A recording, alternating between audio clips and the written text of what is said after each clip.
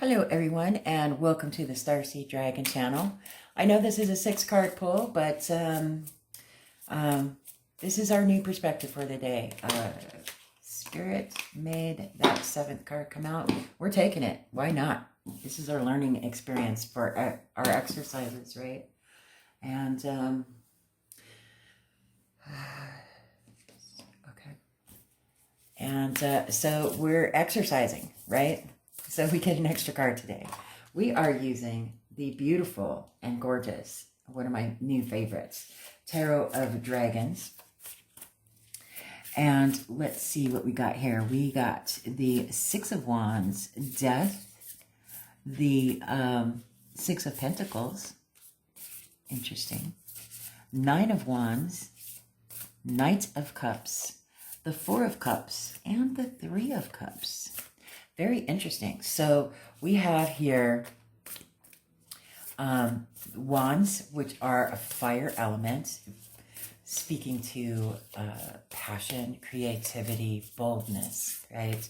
Intuitive nudges and going for it. This is very action-oriented, right? Very fast-moving. The suit of Pentacles, very slow moving, right? It speaks to earth elements, everything that has to do with this material realm, yes? And then the suit of cups, we got 3 cups in a row. Interesting. Just notice that. Cups is water element. Base is, it's everything emotional, emotions, feelings, intuition. It's very fluid and free-flowing, right? It's very empathetic and empathic, okay? There's a difference between those two words. It's very much, it flows where it flows, okay?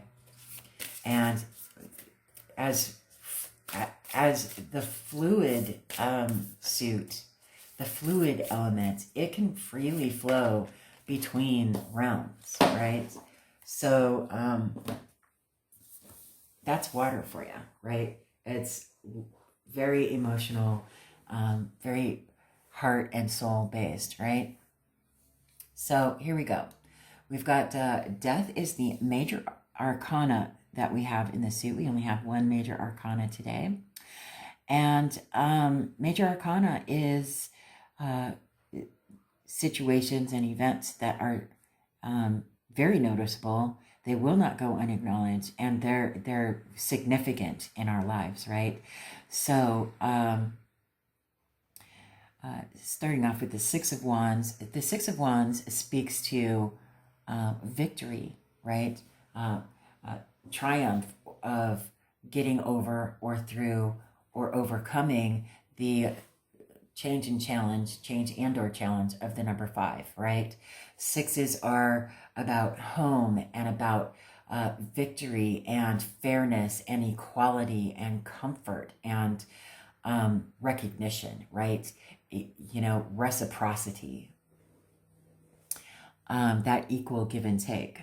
The 6 of Wands speaks to a victory over a challenge, right? Which has some significance right there, being right next to the Death card. The Death card is about the sloughing off of your old self and transforming into your new self, your new life. It's very much the Death card and the Chariot card very much remind me of the allegory of the cave. If you haven't read the allegory of the cave, Google it. I'm sure it's somewhere that you can read it on the interwebs. It's very significant, and it's very, philosophical, which I dig philosophy. So philosophy has a great deal of power in my life. It's very, I love getting into philosophical conversations, but I digress. So it's about transforming into a new life and leaving your old life behind, because the past is the past. It's done over. All you need to bring forward from your past is the lessons that you've learned from those difficulties. So you don't have to learn those lessons so harshly again, right? The Six of Pentacles, earth energy, right? Reciprocity, equal give and take. Acknowledging that you have a solid foundation with 4 of those pentacles and have two extra to offer others, to be generous to others and help them to achieve their own stability, right? Reciprocity, equal give and take.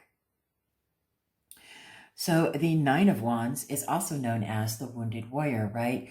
Almost to the end, almost to, that accomplishment, but he's no worse for the wear, right? He's been beaten and gone through the ringer, and he has all of these 9 wands, and he just needs that 10th wand to bring it to the end of his journey and release all of these things. You can tell that this burden is beginning here, right? He's got enough strength. He can do it. He knows it. He's got that passion and that flame and that fire to be able to just push through it to the end. The number 9, numerologically speaking, speaks to accomplishments, speaks to the student becoming the teacher. It speaks to teaching others the lessons that you have learned so they don't have to learn them so harshly, although that hardly ever works.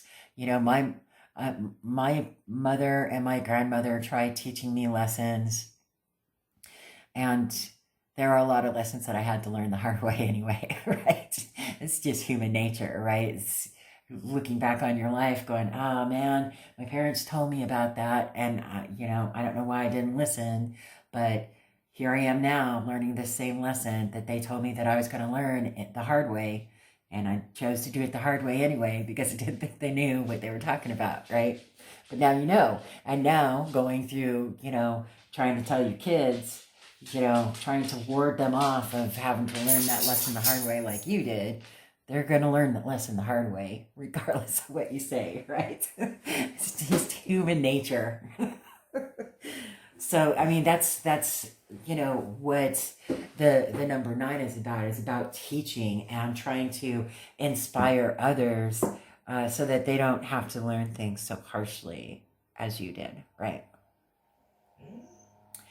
And the Knight of Cups, everyone in the neighborhood's mowing the lawn or something. The Knight of Cups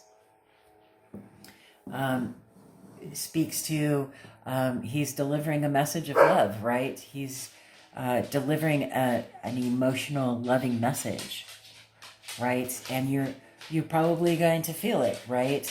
If that feeling of love or joy, and it's not necessarily from one person to another, it could be one person feeling the gift of love by encountering an animal, or experiencing something with a child, or experiencing something through the eyes of a child, or with using the eyes of a child, discovering something new that you just fall in love with, and you have to do that for as a hobby, or it inspires you to go down the rabbit hole of learning everything you can about this new thing you just learned about it, and it's so intriguing and interesting, right?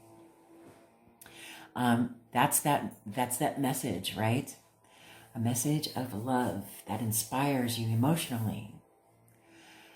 And the Four of Cups, a lot of people say, and this is the negative aspect of, in my opinion, of the Four of Cups, that you're bored with love. You've created these three cups, and they're just not what you expected them to be. And so when this divine cup is being gifted to you from the divine, you don't see it. You're ignoring it because you're busy being sad about these 3 cups that are disappointments, right? They're not what you thought they were going to be, right? That's the negative aspect, in my opinion, because the number 4 speaks to stability.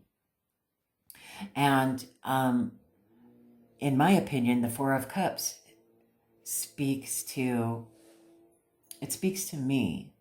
as that longing for emotional stability within yourself, as well as with your relationship to everything and everyone in this world, right? You want that emotional stability in your life within yourself and around yourself. You want that emotionally stable connection with others as well as with yourself.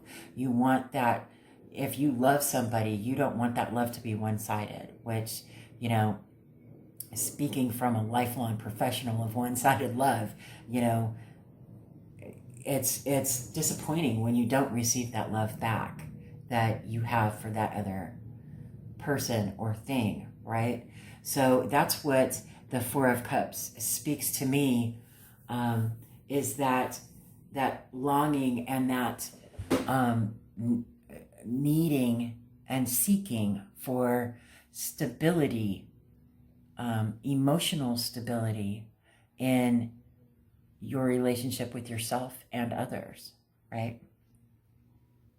The Three of Cups speaks to celebration, a very emotional celebration, but it also speaks to emotional growth, right? Because the number 3 is about expansion.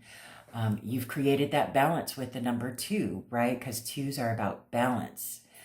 3s are about growth and expansion, whether you grow upon what you already know and have balanced in this 2 in your journey of gaining stability in your life, a stable foundation, right? You've experienced the balancing these 2. You can either bring something new in that complements the 2 that you already have balanced and grow and expand in your emotional realm, or you're expanding upon and strengthening the balance between the 2 cups that you already have. It's you know, either or. It could be all, you know. It could be both of those. It doesn't matter. You know, whatever that intuitive nudge is telling you, right? So now that we have that going on, what is it that is intuitively inspiring you? Remember, I don't designate, you know, names to any columns or rows. These are they're just laid out for the convenience of the camera, right? I usually do a long row if you want to know. But the key here is to go with the card that you were intuitively drawn to first. What was the first card that your eye was drawn to? That's where you need to start, and just allow your intuitive nudges to flow to any of the other cards. I mean, you could have started here, and your intuitive nudge could have brought you over here. It doesn't matter. Follow that intuitive nudge, right? So we got some oracles, because I love myself. Oracles. Let's see what we got. We got quite a few. They just flew out. I love growing older. I love every stage of life. Growing older is an opportunity to deepen my love for myself, to share my wisdom, to trust myself, to learn. I love the age I am. Beautiful. I'm just going to put this over here because we have quite a few of these today. I give to myself. I am generous to myself. I offer myself gifts, flowers, and small delights, beautiful things that please my senses. I make space for them every day. Beautiful. Clearing time. Today, as I breathe, I wash away my troubles. Everything but self-love dissolves and is removed from my energy field. Okay. Smile with me. When I am happy, the whole world smiles with me. Other people benefit from my self-love. And our last one. delightful movement. I move in healthful ways each day. A short walk, a dance to music I love, a swim within the ocean's cleansing beauty. I appreciate and support the wonder of my physical being. Beautiful. And then we have a postcard from Spirit by Colette Reed. Dearest you, we have something exciting to share with you. You are a manifesting master and you don't even know it. There will always be enough of everything that you need in your life: money, opportunities, love, kindness. So whatever you're asking guidance about, have faith and be open to the many ways in which you will experience prosperity. Spirit is the source of your supply. The universe is always reflecting back to you what you believe. So whenever you fall into insecurity, you will be shown an illusion as if your fear were real. But the truth is that the universe is abundant. You are and always have been enough, and abundance is your natural state. If you can imagine something consistently as truth, you can and will create it. You are so on the right path now. Keep believing. Then the seeing happens, loving you more and more every day. Isn't that gorgeous? I love it. So how are these oracle cards connecting to the tarot that we drew for today? How are they connecting for you? Let me know in the comment section below. I'd love to hear what your opinion is, what your perspective is, what your intuitive nudges are. Other than that, I hope you have a fantastic day, and I will see you on the next video.